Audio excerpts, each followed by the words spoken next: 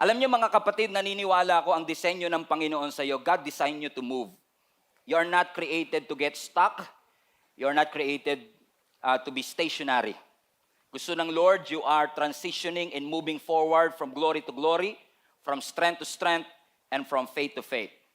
We want the next season of our life to be better than the previous season of our life. Wala naman po siguro sa ating nangangarap na kung gaano kamasalimuot ang 2022, ay baunin pa natin yan sa 2023. In fact, marami po sa atin ang nananalangin na, Lord, anumang bagay na pinagdaanan ko sa 2022, lahat ng heartbreak, lahat ng hirap, lahat ng failure, lahat ng bankruptcy, Lord, I pray that this season will be better than the next season. Hindi po masama mag-claim yan kasi ipinangako naman ng Panginoon na meron siyang magandang plano sa ating buhay. And God can live up to what He has promised. Kapag ang Diyos nangako, hindi siya katulad ng ex mo na hindi tumutupad. Kapag ang Diyos ay nangako, kapag ang Diyos ay nangako, siguradong tutuparin ng ating Panginoon.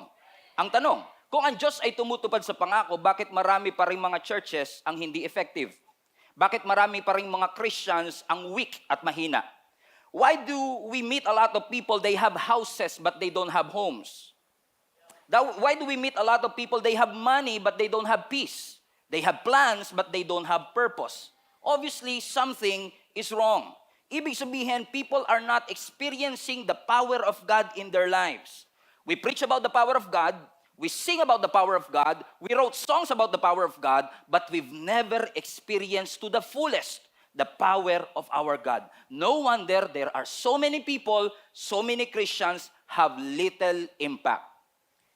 And my feasibility study for you today is for you to understand, hindi po natin talaga problema yung ating pinoproblema, kundi most of our problem has an underlying cause. Kung pagbabasihan natin yung text na binasa natin kanina, ang sabi ng scripture, meron daw isang farmer na naghasik ng buto, pare-parehong buto, pero bumagsak sa iba't ibang lugar. Yung unang binagsakan sa North Luzon Expressway, hindi tumubo. Yung pangalawang binagsakan sa thorny o sa mabato. Sa batuhan, hindi tumubo. Ang next na pinuntahan ay dun sa thorny o matinik, hindi rin tumubo. Pero yung buto na napunta sa good soil, yun ang namunga 100-fold, 60-fold, 30-fold. Mas marami sa kanyang unang inihasik. Ano ang reason kung bakit hindi tumubo dun sa tatlong lugar? Dahil ba sa buto? There's nothing wrong with the seed. Ang problema, sa soil. Sa lugar na pinagbagsakan ng seed. Kung titignan niyo uli ang verse, ang sabi doon, because there's no depth in their roots. Ibig sabihin, yung buto, gusto niya namang tumubo, gusto niya namang lumabas, pero wala siyang makapitang soil. At dahil hindi makapenetrate yung ugat, hindi lumago yung halaman. Alam niyo mga kapatid, this is a good illustration of many problems that we encounter in our life. Napansin ko mga kapatid that we are so focused on the fruit and we never gave attention to the root. Let me repeat. Many Christians nowadays, we are so focused on the fruit, on the harvest, but we give no attention to the root. In fact, kung titignan nyo ang Genesis, ang kinabagsakan ng humankind, fruit. Naalala nyo si Adam and Eve? Ang sabi ng scripture, when they saw that the fruit was good, they ate it. Ayaw nyo ko pansinin, ha? When they saw that the fruit was good for the eyes, but it doesn't mean it's good for the soul. It looks good, it tastes good, it smells good, but it doesn't mean it's good for your soul. Dahil nakafocus sa fruit, nakafocus sa bunga, hindi na pagyan ng pagtuunan yung root. This is a picture of many problems that we encounter nowadays. Most of your problem is not a fruit problem, it's actually a root problem. Because if the root is compromised, the fruit will be jeopardized. Let me repeat. If the root is compromised, the fruit will be jeopardized. Kung titingnan nyo naman ang Bible, mga kapatid, dalawa lang naman po ang pagpipilian ng tao kung saan niya gustong kumampi. Ang sabi ng scripture, saan nyo ba gusto? Sa blessed life o sa cursed life? Sa abundance or sa barrenness? Sa sin or sa righteousness? May advantage kapag pinili mo ang tama, may disadvantage kapag pinili mo ang mali. Ang sabi ng scripture sa Proverbs chapter 12 verse 3, sin cannot offer security. Ibig sabihin, kung pipiliin mo yung maling side, walang security kapag pinili mo ang mali. Amen. Thank you. Amen, Pastor. Preach it. Hallelujah. Amen. Sin cannot offer security, but if you live right, you will be secure as a tree with deep roots. Meaning, kung may mali sa bunga, check the roots. I-check mo ang ugat, kapatid. What am I saying? Kung may mali sa mga buhay natin, hindi ko sinasabing laging ganito ang sitwasyon. This is maybe not an absolute truth. But if there's something wrong with your life, imbis na maghanap tayo ng masisisi, let us check the root. I-check mo yung values mo, work ethics mo, behavior mo, habits mo, convictions mo, because those are root systems of your life. Kasi kahit na gaano kataas ang pangarap natin, kung may mali sa values natin, walang mangyayari. Let me rephrase. Kahit na gaano kataas ang gusto mong marating, your attitude will determine your altitude. Yung skyscraper is an illustration of what really God wants for your life to be. Kahit anong floor na ho ang meron ka sa buhay mo, there's always another level for your life. Gaano ka man ka-successful, there's always another level for your life. At ang destiny na inilaan at pinagbayaran ni Kristo para sa iyo, kapatid, is skyscraper, hindi bonsai. Don't settle for less. Pero ang tanong, pag nagtatayo ka ng mataas na building, hindi ako engineer, dapat malalim din ang pundasyon na iyong itinatayo. If you want to grow higher, you have to dig deeper. You want to grow up, you have to grow down. Lahat tayo madaling mangarap ng skyscraper. Lahat ng dreams, skyscraper. Pero walang gustong magbigay ng atensyon to check our roots. To build the right foundation. Gusto ng building, tamad maghukay. Ang first stage of building buildings, I believe, na pinaka-importante is for us to dig deeper. And when you dig, watch this, when you dig with a growth mindset. Pag nagpatayo ka ng bahay, ini-imagine mo na kagad kung gaano kataas yung bahay na gusto mo. 3rd floor, 4th floor, at yung lalim ng hukay mo nakadepende sa taas ng building na gusto mo. Mali ba yung sinasabi ko? O tama? Tama. Amen? Amen. So ibig sabihin, naguhukay ka pa lang, meron ka ng perspective kung ano gusto mo mangyari. So kung ikaw, kapatid, ay merong growth mindset, you will not just dig. You will dig deeper. Kung meron kang winner mentality, you will not just dig. You will dig deeper. Knowing na ang plano ng Panginoon sa iyo ay hindi lang pangkawayan, kundi pang skyscraper. At kung skyscraper ang plano ng Panginoon, kailangan mas malalim yung hukay natin. At pag naguhukay ka, may pala ka kunwari, naguhukay ka, amen, you are actually digging by definition, is actually turning the soil over. By definition, pag naguhukay ka, binabaliktad mo lang yung soil. Bakit, Pastor? Because you are creating room for the plant to grow. Kaya ka naguhukay. Actually, by definition, when you dig, you are making the soil light enough para magbigay ng room dun sa halaman na mag-grow. Naintindihan niyo po ba yung sinasabi ko, mga kapatid? Napakahalaga ho kasi ng soil sa agriculture. Kanina, engineer ka, Pastor. Ngayon, farmer ka naman. Grabe, daming alam ni Pastor. Kasi, kung ang digging ay important sa pagtatayo ng building, naniniwala ako, mga kapatid, na ang soil din ay importante sa growth mo. Bakit? Ang soil ho kasi ang nagbibigay ng nutrients sa halaman. Ang soil din ang kinakapitan ng ugat ng halaman. So ang question, kamusta yung soil na nasa paligid mo? Alam niyo kung bakit minsan kailangang idig? Kasi may mga soil na hindi okay. Kailangan yung soil maging mataba. Kaya nga mga kapatid, minsan nagtataka ka, determined ka naman, masipag ka naman, but because you are surrounded with bad company, you're not growing. You should check the soil. Sabihin nyo nga po sa katabi nyo, check the soil. Sa soil kasi sa agriculture, ang sabi to ng survey 95% of our food depends on soil ecosystem. Think about it. 95% depends on soil ecosystem. So ibig sabihin mga kapatid, kailangan hindi lang mabuti at maayos ang buto, dapat ang soil mabuti rin. Amen? We have to dig deeper.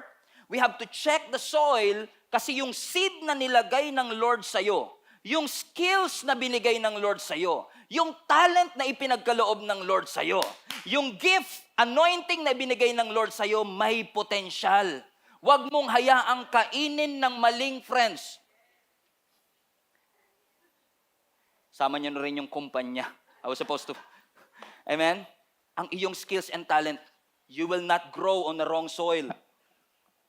Do you understand mga kapatid? Dig. May potential ka. So let's just continue to cast that seed. Alam niyo mga kapatid, what you are doing right now, listening to the Word of God, is beneficial for your eternity and for your soul. Because you are allowing the Word of God, yung seed ng Word of God, na mag-plant sa iyong puso. Ang tanong, yung soil ba is good? Ang puso ba natin ay humble and open, teachable, to receive what God has for us? Sabi ng text na binasa na po natin sa Matthew 13 verse 3, listen, a farmer went out to plant some seed. Verse 4, as he scattered them, everybody say scattered.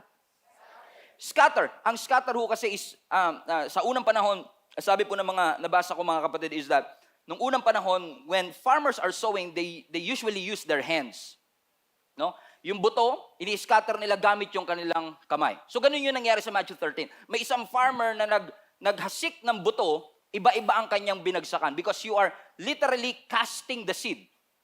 In fact, ang Old English term dito ay broadcast. Ano sa TV and media, we call it broadcast because you are actually casting it on a broader place.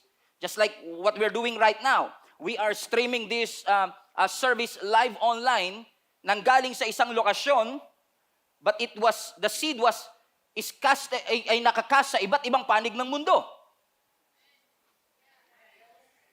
So sometimes walang problema sa seed. Minsan may problema sa tumatanggap ng seed. Etong Pastor Stephen na to, lagi akong pinapatamaan nito. Or, tinatama ako ng Lord ngayon. What kind of seed, what kind of soil are you? What kind of heart you have sa araw na ito? Because yung seed na yan, may potential. Yung personality, yung gift, yung talent na ipinagkaloob sa iyo ng Lord, may potential. At hayaan mo na ma-maximize natin yung anumang bagay na ipinagkaloob ng Panginoon sa atin, anumang resources na ipinagkatiwala ng Diyos sa atin, ay masiguro natin na ma-maximize natin at yung potential natin bilang mga anak ng Diyos ay ma-maximize to the fullest. Kasi lahat ng mga seed, napansin niyo, lahat ng mga achievements natin galing sa seed, sa idea. Yung business na naitayo mo galing sa dream. In fact, even our biological life galing sa seed. So yung seed may potential. So ibig sabihin, there's nothing wrong with the seed, pero minsan nagtataka tayo kung bakit hindi nagiging epektibo ang ating buhay. We have this what we call harvest problems. And usually, mga harvest problems natin are usually caused by a seed problem. Usually caused by a soil problem. If you don't like the fruit, you should check the root. Kung hindi natin gusto ang bunga, kailangan i-check natin yung ugat. Minsan madali tayong maghusga, madali nating ma-minimize yung achievement ng iba kasi nakafocus lang tayo sa harvest nila, sa achievement nila. Nakapanalangin na rin po ko niyan. Lord, gusto ko mag-harvest. Ano mang pinangako mo sa akin, makuha ko sa aking buhay. Minsan pag nakakita tayo ng building na malaki, kunwari sa BGC, o kaya sa Makati, sabihin natin, oh, what a beautiful building. Pag nakakita tayo ng isang talented na person, sabihin natin sa kanya, wow, galing naman yan. Parang ang dali-dali lang sa kanya. Parang naturally gifted siya. Parang naturally anointed, naturally blessed, naturally talented. Most of the time, hindi sila naturally talented. Hindi mo lang nakita yung digging process. Hindi mo lang nakita yung grinding process. Hindi mo lang nakita yung planting process kasi nakatingin ka kagad sa harvest. Kasi tamad tayong mag-plant, gusto natin mag-harvest. Huwag mong i-shortcut ang harvest kung nasa digging stage ka pa lang, kapatid. Minsan sasabihin ng Lord sa'yo, keep digging, eliminate those unwanted amen, na mga elements sa yung soil. Sometimes God will ask you to leave some friends. or decline some opportunities. Why? Because God wants you to grow in your God-given destiny. Do you agree, mga kapatid? Amen? So keep digging. Kasi kung tamad na tayo sa digging, I assure you, tatamarin ka pa rin kahit sa harvest. Pastor? Yun nga yung pinapanalangin natin, di ba? Na magkaroon tayo ng harvest. Minsan, di ba, pag nasa digging process tayo, pag tayo ay nag-uukay pa lang, nagbibuild pa lang ng foundation, inaayos pa lang ang values natin, nagsisimula pa lang tayo dun sa business natin. Kapag nagsisimula ka pa lang, minsan dinidespise mo yung small beginnings, correct? Kasi ayaw natin ng effort, ayaw natin ng work. Gusto natin shortcut kagad at magkaroon ng harvest. What if I tell you, mga kapatid, na yung conflict na pinagdadaanan mo may not be the hardest part of your journey? What if I tell you na kung mahirap ang planting, minsan mas mahirap yung harvest? Think about it. Di ba tayo may idea tayo na kapag harvest, lahat ng tinanim ko noon, aanihin ko na ngayon. Kaya maraming tao at mga nagtatrabaho ngayon, Pastor, ang pangarap ko makapag-retire as early as possible. Ano ang unang pumapasok sa isip nyo kapag retirement? Nasa dagat kayo, may mango juice, tsaka may mango juice na may payong. Correct? Yun yung idea natin ng retirement. Yung araw-araw nakahiga ka lang, sinusubuan ka ng grapes, pinapaypayan ka. Yun yung idea natin ng retirement. Kaya excited ka sa harvest. Kaya ikaw grinding. You're killing yourself to death. Hindi ka nagpapahinga because ang iyong pinaghahandaan is yung harvest time. Correct? But what if I tell you na minsan mas mahirap pa yung harvest kaysa sa planting? Imagine mo kung nagtanim ka ng mais. Buong farm, 1 hektaryang mais. Pinag-pray mo, Lord, i-bless mo naman para umani. Umani ka. Ang daming mais. Harvest na. Pahinga na tayo. No. Hindi aanihin ng mais yung sarili niya. Kailangan may pumunta ng isa-isa dun sa mais para i-harvest siya. So harvest means work. Kaya marami sa atin ang nafo-frustrate kasi nag-pray ka ng promotion, binigay ng Lord yung promotion, ang inisip mo sa promotion, relaxation. Harvest na promote ako, sabi ng Lord, okay, gusto mo ng harvest, promotion, here you go, promotion. After 2 years, tinestify mo pa yung promotion. After 3 years, Lord, ano ba naman tong trabahong to na binigay mo? Sabi ng Lord, di ba gusto mo ng harvest? Gusto mo ng promotion? Oo nga po, Lord. Bakit? Akala kasi natin yung promotion, relaxation. Promotion means more work. The company is paying you to absorb stress. Amen. Nung nagka-business ka, Lord, harvest. After 1 year, magkakaroon kami ng iba't ibang branch sa iba't ibang dako ng Pilipinas para makapagpahinga na ako. And guess what? Nung nalagay na yung 7 branches, hindi ka na makatulog, wala ka ng time sa family mo. Sabi mo, Lord, ba't ganito? Pinag-pray ko harvest. Sabi ng Lord, harvest nga eh. Yun nga lang, may mali tayong conception that harvest means relaxation. But harvest doesn't mean relaxation. Harvest means work. You have to work out and claim, possess the possession that God has entrusted into your life. Now you understand kung bakit 1 year ago, tuwang-tuwa ka sa blessing, right now, you are complaining the same blessing na ipinagpasalamat mo, at ang tanong mo ngayon, what happened to my miracle? Because of the wrong perspective. But we thank the Lord. Kung pinopromote ka ng Panginoon, kung i-expand ng Lord ang territory mo, ini-enable ka rin ng Panginoon para mapagtugumpayan ang iba't ibang mga challenges sa level that you are in right now. May concept kasi tayo, kapag blessed ang isang simbahan, walang problema ang isang simbahan. Hello? Na kapag maraming mga outreaches ang isang simbahan, we have a concept of church planting means relaxation. No. And I say this with all humility, my friend. What if the harvest that you are praying for is already here? But because you have a concept of harvest as relaxation, nakita mo na yung mais, ayaw mong anihin. Nabubulok na yung harvest, hindi mo mapakinabangan kasi tinatamad kang magtrabaho. Parehong hindi po madali. Pareho pong nagre-require ng dedication and commitment. Kaya nga po sinasabi ko, kung nahihirapan ka sa digging, dahil nakita mo yung iba nagfi-finishing na, ikaw nasa digging process pa din, nagpipintura na sila, ikaw naghuhukay pa rin, naglalagay na sila ng furniture, ikaw nag-uukay pa rin, huwag kang mag-settle for less dahil lang nag-finishing na sila. Amen, nape-pressure kasi tayo dahil iba naglalagay na ng mga flower vase, naglalagay na ng kanilang mga kurtina, ikaw nasa digging process pa rin. Kaya ka gustong paulit-ulit na sabihan ng Lord, keep digging, kasi ang sinasabi ng Panginoon, sila hanggang third floor lang, pero yung sa'yo pang skyscraper. You have to keep digging, keep digging, keep digging. At dahil nakita mo yung iba, mas maganda na na-achieve, mas malaki na ang sweldo nila sa'yo, nung nagbigay ng opportunity sa paligid mo, grinab mo agad. Ayoko na ng digging. Ayoko na ng hirap. May opportunity sa abroad, go for it. May opportunity sa isang kumpanya, the grass is greener on the other side, go for it without even praying for it. You go for it. It is a great opportunity. But the question is that your assignment? Kasi kahit gaano kaganda ang opportunity, kung di yan ang assignment ng Lord sa'yo, don't do it. Don't do it. Hindi lahat ng opportunity blessing. Yung iba patibong.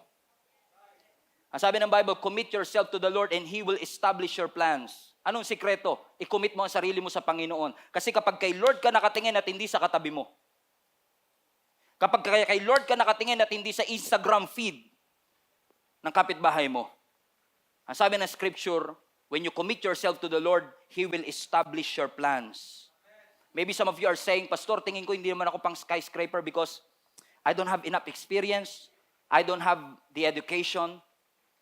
Hindi ako graduate sa isang prestiyosong eskwelahan. I'm not talented enough. In fact, Pastor, if you look at my life, punong-puno ng gulo at kaguluhan ng aking buhay. Pag tinignan mo, Pastor, ang buhay ko, lalo yung puso ko, hindi mukhang skyscraper. Mukhang gulo. Mukhang walang patutungan, wasak, durog. Puso ko, Pastor, dinurog na naman. Pangatlo na to.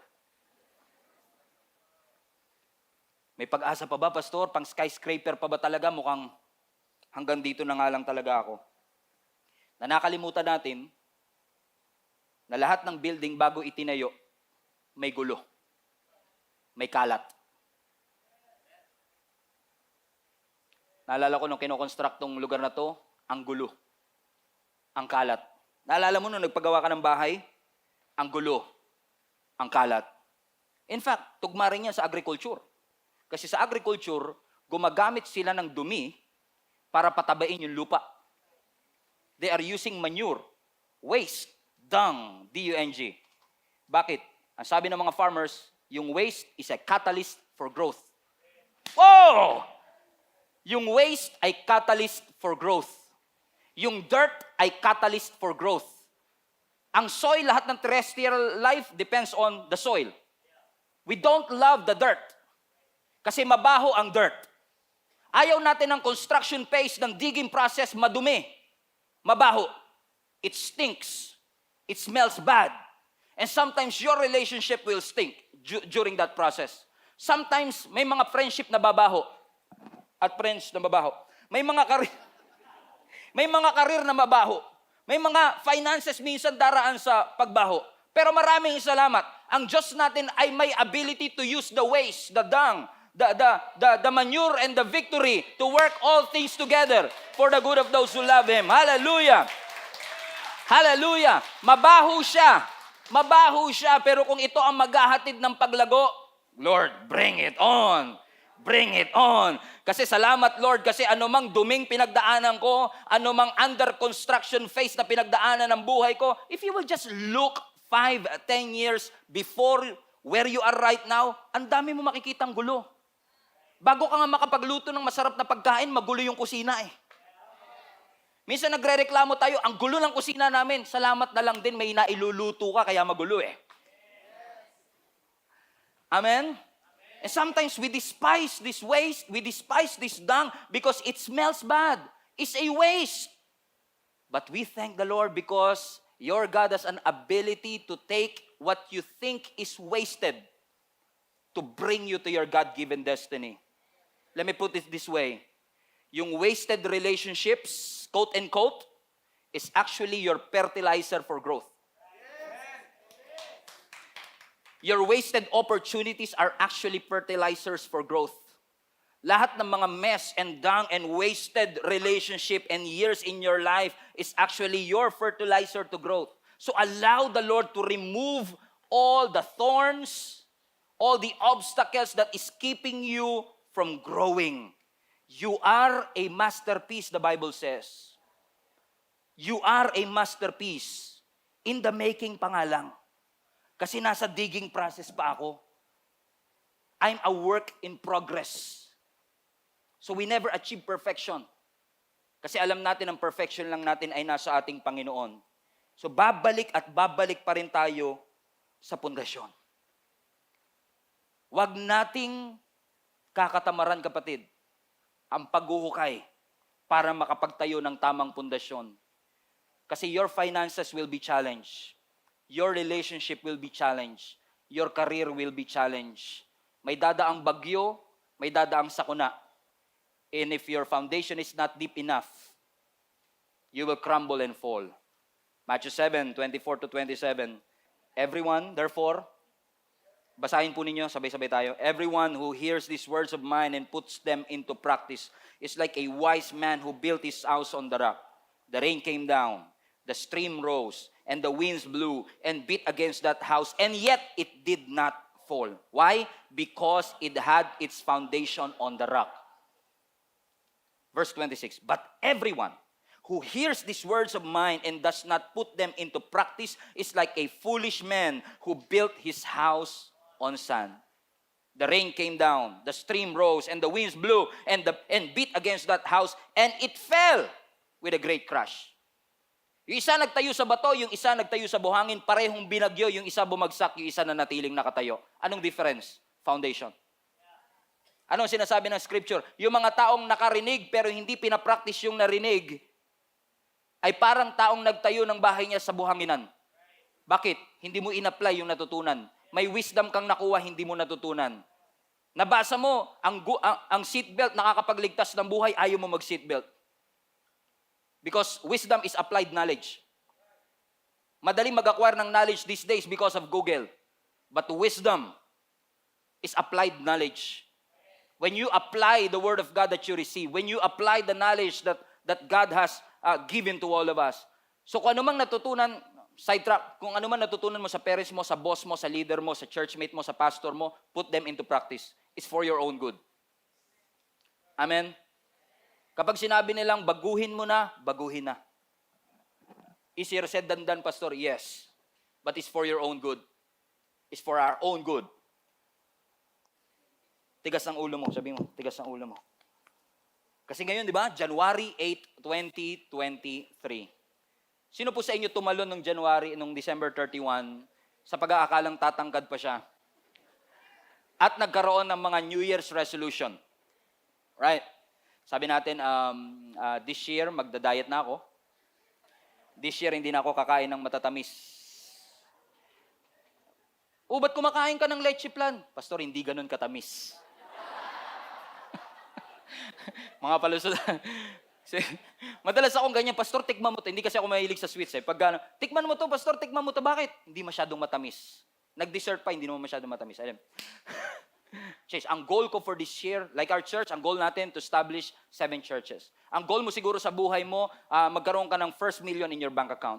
Maybe ang goal mo makapagpatayo ng sarili mong bahay this year. Maybe ang goal mo makapagtapos ng pag-aaral o makapasa sa board exam. Those are good goals. Unfortunately, madaling baguhin ang goals, mahirap baguhin ang habits. Let me repeat, madaling baguhin ang goals, mahirap baguhin ang habits. Kahit magbago tayo na magbago ng goals, kung hindi tayo magbabago ng habits, hindi natin ma-fulfill at magagawa yung ating mga goals. Bakit? May pattern na kailangang wasakin para tayo ay lumago doon sa destiny na pinapagawa at pinapapuntahan ng Panginoon sa atin. I don't know who is this for, pero yung 47 ex-girlfriend mo, it's not a mistake. It's a cycle. There is a pattern. Yung lumipat ka sa 14 companies in 2 years. Naka 14 companies ka na eh. Walang kwenta yung mga employer na yan. Sarili lang nila iniisip nila. It's not a mistake. Obviously, something is wrong. And you cannot grow if you are not free. You have to be free from that cycle, my friend. Gusto mong tumayog at tumaas, you have to be free from that cycle. I'm preaching to myself too. Gusto mong lumaya. Gusto mong lumago. Kailangan ma-free ka sa mga cycle na yan. And minsan, kapag hindi natin na-achieve ang mga plano ng Lord, hinuhusgahan natin ang ating sarili. I'm not talented enough. I'm not gifted enough. I'm not educated enough. But most of us, mga kapatid, hindi natin na-achieve yung mga dapat nating ma-achieve, hindi dahil hindi ka talented, hindi dahil hindi ka anointed, kundi ikaw ay trapped sa isang vicious and unproductive cycle na kailangan kang palayain ng ating Panginoon. We all need to be free from that cycle. Cycle of procrastination, kaya hindi tayo makapagdig. Vicious and unproductive cycle. We keep on feeding it. Sabi mo, magbago ka na, Stephen. I want to change. We all want to change. And if we really want na yung skyscraper destiny ay maranasan natin, Lord, enable us to change. Kasi naniniwala ako mga kapatid, ang true change, ang tunay na pagbabago, effortless. Kasi it is the grace of God that will enable you to change. Madalas tayo mag-preach sa ibang tao, magbago ka na, pero pagdating sa ating sarili, ako yan. Biruin mo, araw-araw ka nagpipreach, magbago na kayo. Pero ako mismo, pag pinipreach ko to sa akin sarili, mahirap din. I'm just being true to you. Tao din po ako, hindi naman tayo robot eh. Mahirap din talaga. Parang, pag nagliligawan pa lang kayo, sabi ng isa, yee, huwag kang magbabago ha. Huwag kang magbabago ha. Nung naging kayo na, magbago ka naman. Diba? After 3 years, naghiwalay. Oh, ba't naghiwalay kayo? Nagbago na siya, pastor. Ang gulo, sakit sa ulo, sakit sa bangs. Bakit? Amen? Kasi hindi talaga tayo mababago kung mali ang ating pinapakain. If we don't protect the soil, if we don't put the seed on the right ground. Amen. Whatever you feed, it will grow. Kung ego ang lagi nating finifeed, yun yung lumalago. If negative thoughts, yun ang lumalago. Kung doubt, yun ang lalago. Kung mediocrity, yun ang lalago. Kung fear, yun ang laging lalago. If you keep on digging on your history and not focus on your destiny, you will always settle for less. You will never achieve the God-given destiny that God has for you. Keep digging. Kung sinasabi ng Lord, magdig lang tayo. Kasi para tayo yung building na itinatayo ng Panginoon na may magandang plano siya sa ating buhay. And you have to work it out, my friend. You have to work it out, my friend. Work it out. Work it out. Amen. Work it out. Sino sa inyo nangangarap na makapagpatayo ng sarili niyong bahay one day? Okay. Kahit magpa-deliver tayo dito ng semento, ng buhangin, lagyan natin ng tubig, hollow blocks, pala, construction materials. Sabay-sabay nating tignan for 10 years. Magiging building ba siya? Hindi. Hindi yan magiging building pag tinignan mo lang. Evolution, pastor. Evolution. No. You have to work it out. The same thing with our destiny. Maganda ang plano ng Panginoon sa atin, skyscraper, but you have to start working it out. Verse 9, 1 Corinthians 3, I will close with this. For we are both God's workers. You are God's field. You are God's building. Because of God's grace to me, I have laid the foundation like an expert builder. Now others are building on it. But whoever is building on this foundation must be careful. Why? For no one can lay any foundation other than the one we already have. Sino? Jesus Christ. Sabihan nyo na ako ng corny, sabihan nyo na ako ng cheesy. Pero let me tell you this, global family, you have to go back to the basics. Huwag mong katamaran ng basics, kapatid. Sabihan mo na akong corny, dig deeper in God. Cheesy. Why? Because basics, essentials, napakahalaga nito para ma-achieve natin. Yung devotional time natin with the Lord, yung attending natin ng Sunday service every Sunday, reading the Word of God, praying to the Lord, worshiping His name, those are essential things that you have to watch out. To be rooted, maging malalim yung ugat natin so that we will fulfill our God-given destiny. Go back to basic. Kasi, if there's something wrong with us, let's say for example, lumapit ka sa isang doktor. Sabi mo, Dok, may problema po ako eh. Hindi po ako kumakain, hindi po ako natutulog, hindi po ako nag-e-exercise, ang sama po ng pakaramdam ko. Ano po kayang dapat kong gawin? What do you think ang i-advise ng doktor sa kanya? Pastor, Dok, ba't gano'n? Ang sama ng pakiramdam ko. Hindi ako natutulog, hindi ako kumakain, hindi ako nag-e-exercise. Ano kaya sasuggest ng doktor sa kanya? Hindi ako doktor, no? Pero I think, ang sasabihin ng doktor siguro, try mo munang umuwi. Matulog ka, kumain ka, mag-exercise ka, and if symptoms persist, go back to me. Correct? Anong sinasabi ng doktor? Go back to basics first. Baka mamaya, Pastor, Dok, hindi ako makatulog. Cancer ba to, Dok?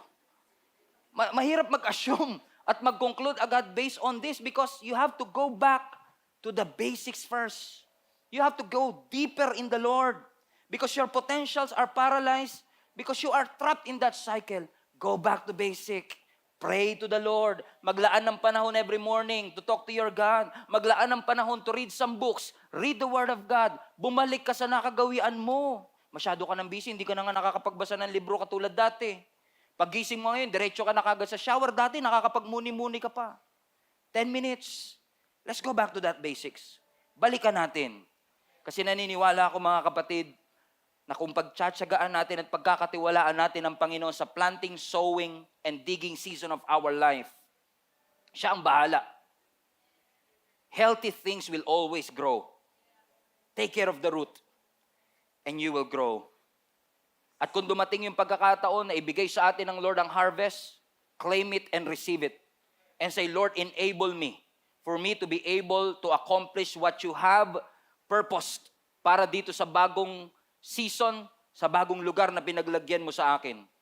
Huwag tayong masyadong excited lang sa victory, ayaw natin ng battle.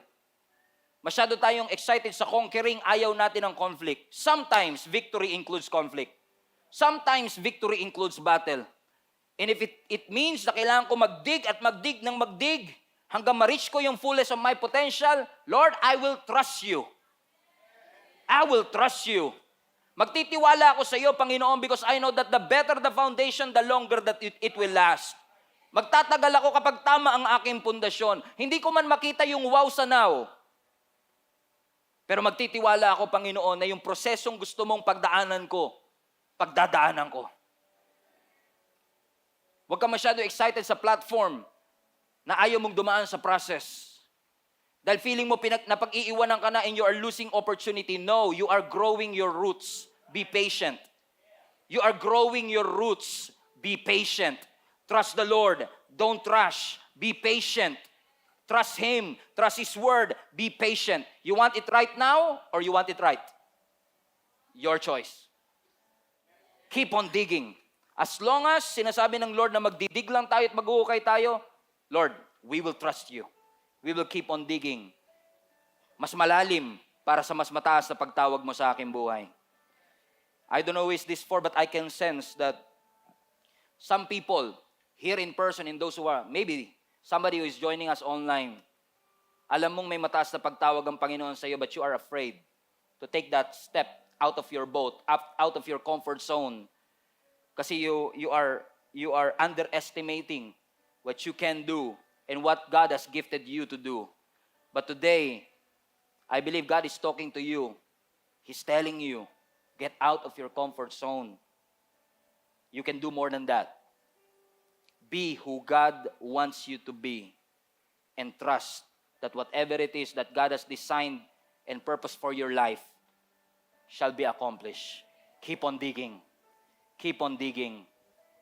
Roll up our sleeves And keep on digging. Keep on praying. Kahit hindi ko pa maramdaman ang sagot. Keep on reading. Keep on listening. Keep on forgiving. Keep on desiring to grow and mature. And I assure you, maririnig ng Panginoon ang ating panalangin. And He will bring you to your skyscraper destiny. Father, we thank you. Let's bow our heads.